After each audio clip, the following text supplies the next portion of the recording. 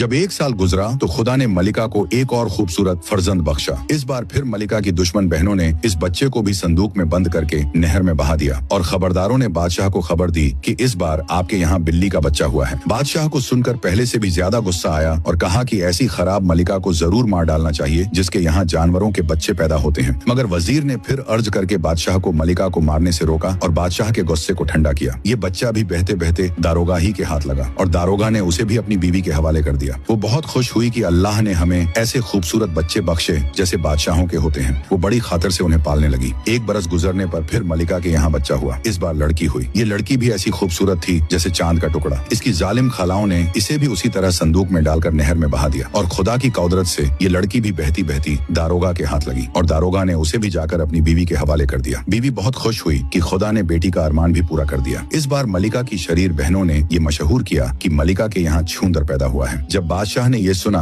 कि इस बार छूंदर हुआ है तो उसके गुस्से की इंतहा न रही। उसने अपने वजीर को हुक्म दिया, इस मलिका को फौरन महल से निकालकर जान से मार डालो। ये आदमी नहीं कोई बला है और अगर जिंदा रही तो थोड़े दिनों में तरह तरह की बलाओं से मेरा महल भर देगी। ये सुनकर वजीर बादशाह के पैरों पर गिर पड़ा और अर्ज की, हुजूर मेरी मजाल नहीं कि मैं हुक्म न मानूं, मगर सच्चाई ये है कि मलिका का इसमें कोई कसूर नहीं है। ये खुदा की मर्जी है, वो जो चाहे सो करे। आप मलिका को मारेंगे तो खुदा बहुत नाराज होगा। इससे बेहतर है कि आप मलिका को किसी और महल में भेज दें और अगर हुजूर इससे बेजार हैं तो इसकी सूरत न देखें। बादशाह ने इस बात को मान लिया और हुक्म दिया कि जामे मस्जिद के पास एक कैद खाना बनाकर मलिका को उसमें कैद कर दो और हुक्म दो कि जो नमाजी उधर से गुजरे मलिका पर थूक जाया करे। वजीर ने दिल में सोचा कि खैर मलिका की जान तो बच गई, यही गनीमत है। फिर वजीर ने कैद खाना तैयार करवाया और मलिका को मस्जिद के पास उसमें पहुंचाया। जो नमाजी आता वो बादशाह के हुक्म के मुताबिक मलिका पर थूकता।